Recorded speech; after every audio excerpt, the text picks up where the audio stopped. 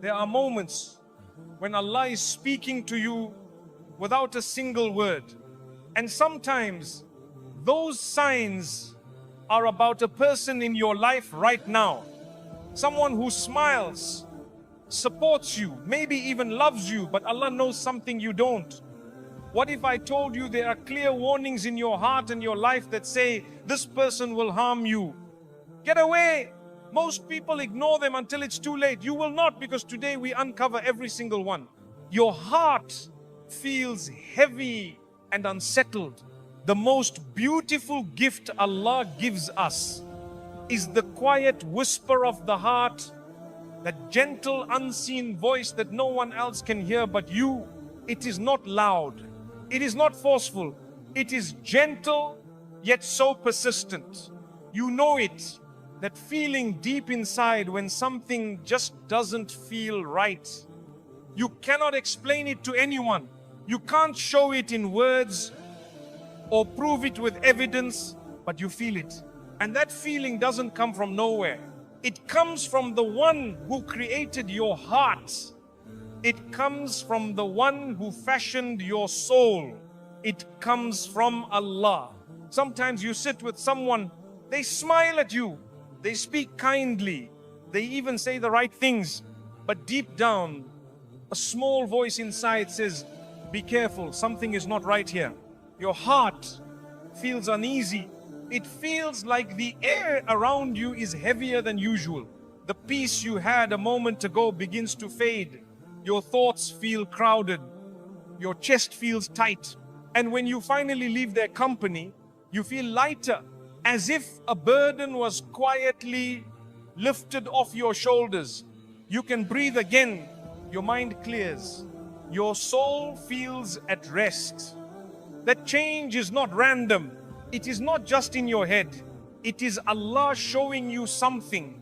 The Messenger of Allah sallallahu alaihi wasallam told us that the heart can see what the eyes cannot. Because the eyes only see what is on the surface. But the heart feels what is underneath. You may try to convince yourself you are overreacting. You might tell yourself, they've done nothing wrong, I have no proof. But the truth is, you don't always need proof when Allah is your protector.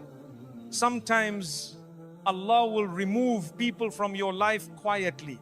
No big arguments, no obvious betrayal, just a growing discomfort that pushes you away little by little. That is His mercy. That is His shield. Allah says in the Quran, if they incline to peace, then incline to it also and rely upon Allah. Surah Al-Anfal 861. And when your heart does not incline to peace, when it refuses to settle, it is also telling you something. It's telling you that this place, this person, this connection is not bringing you the peace Allah promises. And when something robs you of that peace, it cannot be from Him. Peace is not just the absence of problems.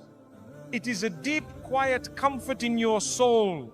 It is the type of ease that allows you to breathe without fear, to speak without guarding every word, to pray without distraction. When you are with the right people, your heart feels safe. It opens like a flower in sunlight. It remembers Allah more easily. It feels encouraged to do good. But when you are with the wrong people, something inside begins to shrink. You laugh less, or you laugh in ways that feel empty. Your mind is restless. Your ibadah becomes harder. Your du'as feel heavy. And maybe no one else sees it.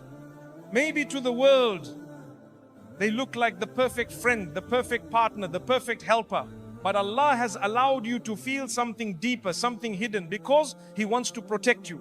My dear brother, my dear sister, never dismiss these small alarms. They are often the first layer of Allah's protection. They come before the big warnings. They come before the clear danger.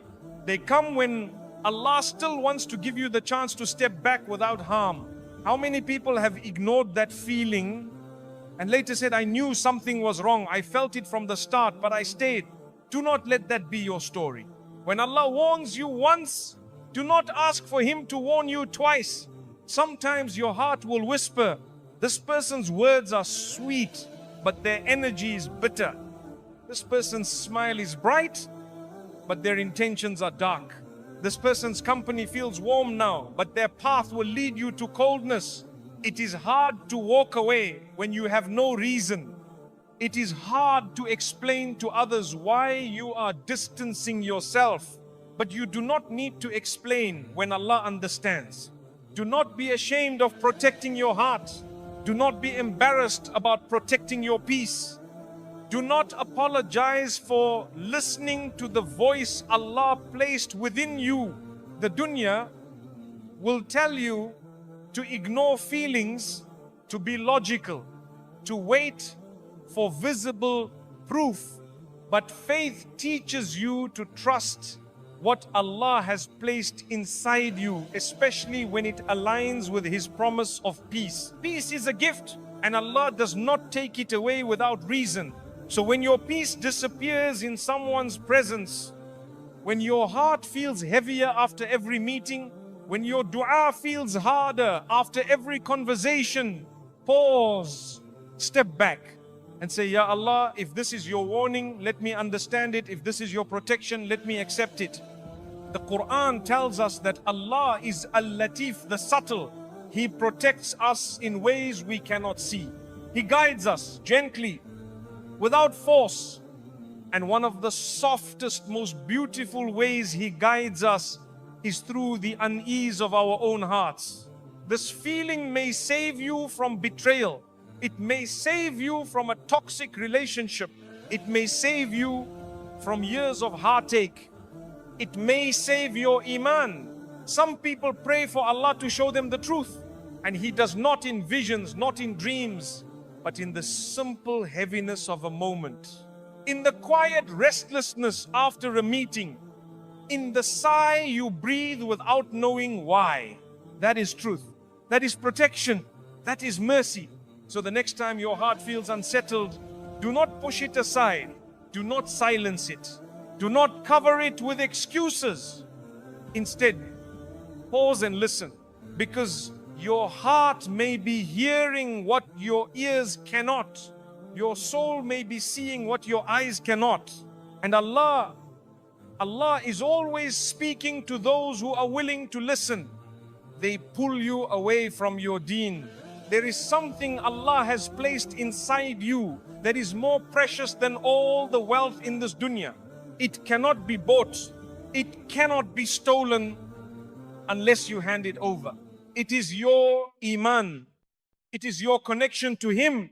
It is your deen. This is not just a part of your life, it is your life. It is the rope between you and Jannah. It is the bridge between your short time here and your eternal home there. And sometimes, without you even noticing, certain people start loosening your grip on that rope. They don't come and cut it in front of you. They don't openly say, leave Allah, stop praying, stop believing. No, it is far more subtle than that. It begins small, a little delay here, a skip prayer there. I will read Quran tomorrow that never comes. You don't notice it at first because they still smile. They still speak nicely. They might even use words of kindness, but slowly, very slowly, your heart changes. You used to pray as soon as the adhan was called. Now you wait. You used to feel joy when hearing the Quran. Now you feel distracted. You used to crave gatherings of dhikr and reminders. Now you think, maybe next week. It doesn't happen overnight. Shaitan doesn't work like that. He is patient. He will take you step by step until one day you look back and realize you are far from where you once stood. And here is the hardest part sometimes.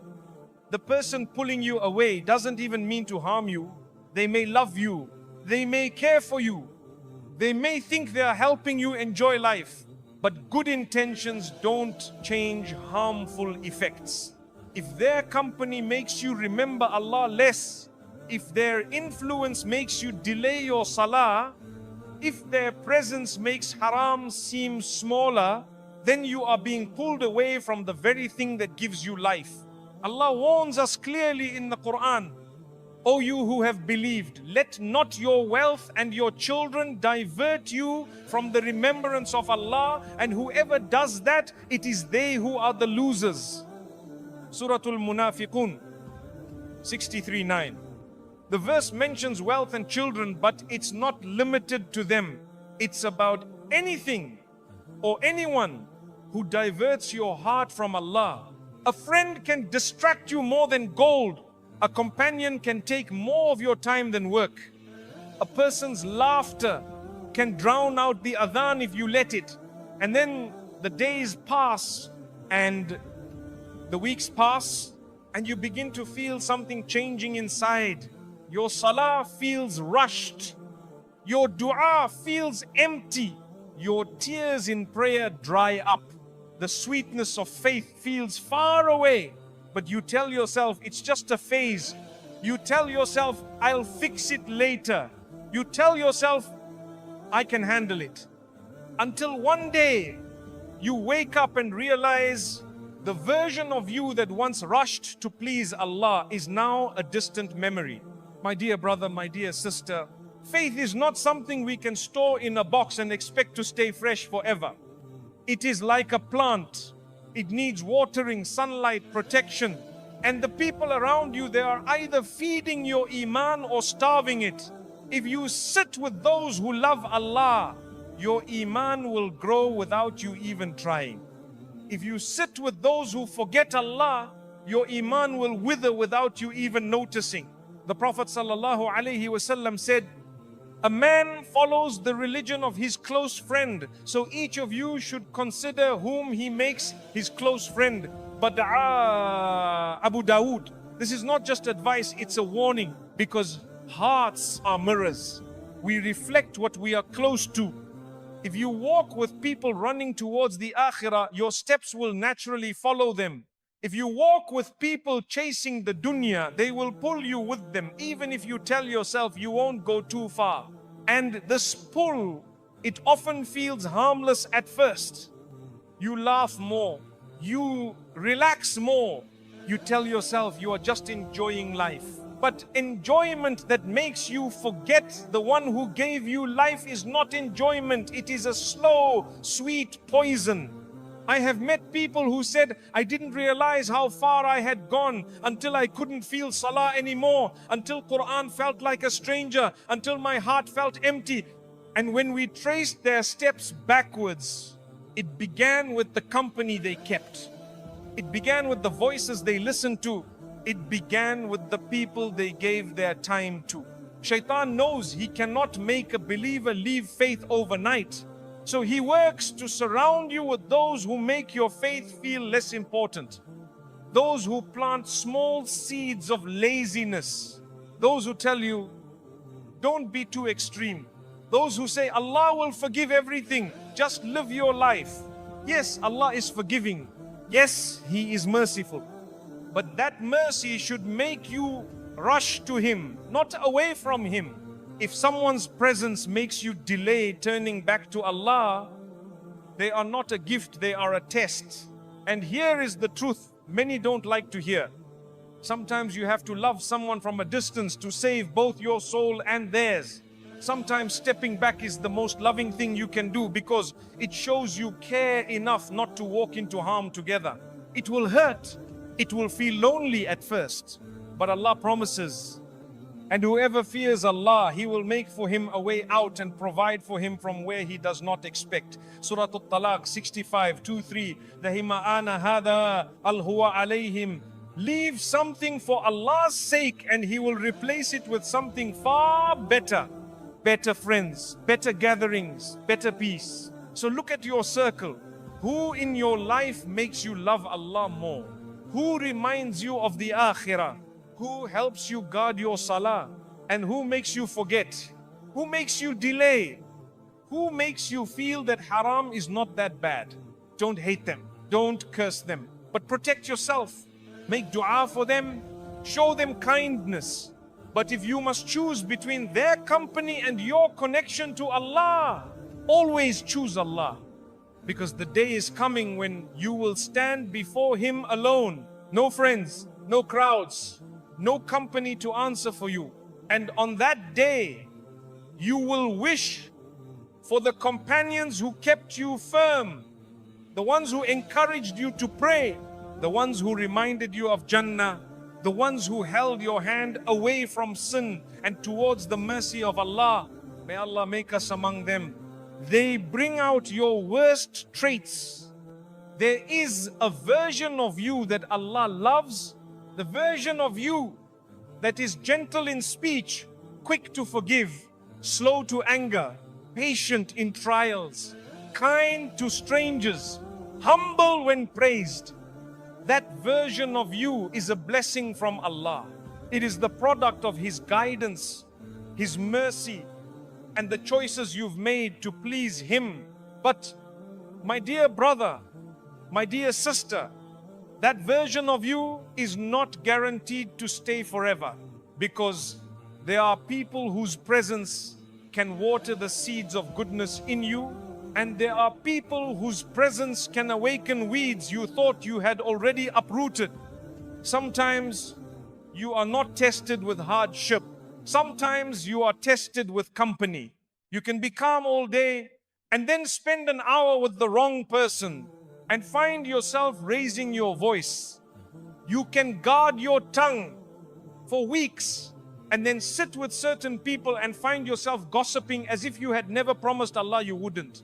You can feel grateful in the morning and feel bitter by nightfall because someone kept feeding you words of envy. This is not always because you are weak. It is because hearts are mirrors. They reflect what they are closest to. The Prophet Muhammad ﷺ said, the example of a good companion and a bad companion is like that of the seller of musk and the blacksmith. The musk seller might gift you perfume, or you might buy some, or you might simply benefit from his fragrance. But the blacksmith might burn your clothes, or at the very least, you will smell a foul odor from him. Even if the blacksmith never means to harm you, you still walk away with smoke in your clothes. Even if the musk seller never speaks to you, you still walk away smelling sweet. This is the power of environment. We sometimes underestimate how much of ourselves is shaped by the people around us. We think, I can handle it, I won't change. But the reality is, the more time you spend with someone, the more your heart aligns with theirs, whether you notice it or not. And the most dangerous kind of influence is the subtle kind, the kind that doesn't feel dangerous at first. It begins in small ways. They make you laugh at someone else's flaw. They encourage you to speak your mind when speaking your mind really means speaking without mercy. They tell you to be strong when they actually mean don't forgive. And each time a small seed is planted, a seed of arrogance, a seed of impatience, a seed of bitterness, and seeds, they grow. They grow faster when they are watered, and the people around you, knowingly or unknowingly, can water the wrong seeds in your heart. One day, you might look in the mirror and realize you don't recognize your own reflection. You speak sharper than you used to. You trust less. You complain more. You look for faults before you look for goodness. And it's not because your heart was always like this. It's because you allowed company into your life that made your worst traits feel normal. Allah warns us about this through the voice of regret in the Quran. Oh, woe to me. I wish I had not taken that one as a friend. He led me away from the remembrance after it had come to me. Surah Al-Furqan 25, 28, 29. This verse is not about one bad day. It's about the slow pull away from the person you were when you were closest to Allah. Sometimes Allah gives you the gift of noticing the change early. You feel heavier after conversations. You feel more impatient with your family. Your prayers feel rushed. Your heart feels less soft. That is Allah saying to you, pay attention. This is not the path I want for you. It doesn't mean you hate the person. It doesn't mean you look down on them. It means you value your soul enough to protect it. Because if someone's presence feeds your worst traits, it will starve the parts of you that Allah loves most. Think of your heart as a garden. Inside it are flowers, patience, humility, mercy, gratitude.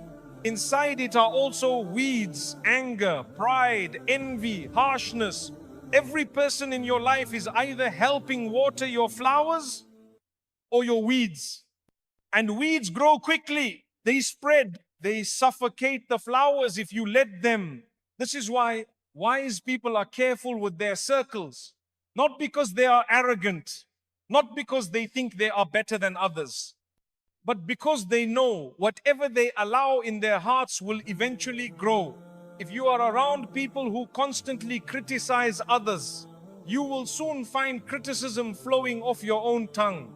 If you are around people who speak with mercy, you will find your own voice becoming gentler without even trying. We imitate the environment we are in, and the danger is that we often do not realize when imitation begins. That is why protecting your inner self sometimes means creating outer distance. It's not always about cutting ties completely. It can mean spending less time in certain spaces. It can mean keeping some conversations lighter, less personal. It can mean saying no when invited to situations that you know will trigger the parts of you you're trying to heal. It can also mean surrounding yourself with people who will challenge your worst traits. Those who will say, calm down when anger rises. Those who will remind you, let it go when your pride resists. Those who will quietly guide you back to patience, forgiveness, and humility. My dear brother, my dear sister, never trade the version of yourself that Allah loves for the comfort of blending in. Never bury your better self to keep company with those who prefer the worse in you, because on the day of judgment, you will stand alone. Your friends will not answer for your words. Your circle will not carry your deeds. It will just be you, your character, and the one who sees it all. And when Allah looks at you on that day, let Him see the version of you that He guided, that He loved, that He nurtured. Guard that version. Protect it from environments that choke it. And if you must walk away to save it, walk away with dignity, with dua and with trust in Allah. Because whatever you give up for His sake, He will replace with something better in this world and in the next. Repeated obstacles arise in their presence. Sometimes Allah speaks to you without sound. No voice you can hear. No letter written in the sky. But He speaks through patterns, through things that keep happening. Again and again and again. You notice it even if you don't want to admit it. Every time you try to move forward with someone, something gets in the way. You plan, but the plan falls apart. You try again, but something unexpected stops you. You prepare more carefully, but the door still closes. At first you think it's just bad timing. Then you think it's just bad luck. Then you tell yourself, maybe I'm not working hard enough. But my dear brother, my dear sister, sometimes it's not bad luck. Sometimes it's protection. You see, Allah is Al-Hakim, the all-wise. He sees what you cannot see. He hears what you do not hear. He knows what is whispered in hearts, what is planned in private, what is waiting just a little further down the path. And sometimes He protects you by not letting your plans succeed. It's hard for us to accept this because we live in a world that tells us, if you just work harder, you can make anything happen. If you want it enough, you can get it. But faith teaches us something different. Faith teaches us that not every open door is a blessing and not every closed door is a loss. Sometimes the most merciful thing Allah can do for you is to close the door you're trying to break open. Look at your own life. How many times have you seen this? You try to build something with a person, and somehow every step forward turns into 2 steps back. Not once, not twice, but over and over again. If it was just once, you could say it was a coincidence. If it was just twice, maybe it was bad timing. But when the same resistance keeps appearing, it is no longer coincidence. It is a sign. The Quran tells us in Surah Yusuf that the brothers of Yusuf alayhi salam plotted against him, but Allah's plan was above theirs. They thought they were sending him away to harm him, but in reality Allah was sending him away to save him. This is the same Lord who is guiding your steps now. The same Lord who blocks certain paths, not because He doesn't want you to be happy, but because He wants you to be safe. You might think, but this is what I want, I've prayed for it. Yes, you may have prayed for it. But remember, Allah answers in the way that is best, not always in the way we imagine. When you pray for what is good, Allah will either give it to you, or replace it with something better, or protect you from something you didn't even know was coming. And sometimes that protection looks like failure. It looks like delays. It looks like not now. It looks like no. We don't like the word no. We think it means Allah is rejecting us. But sometimes no means I love you too much.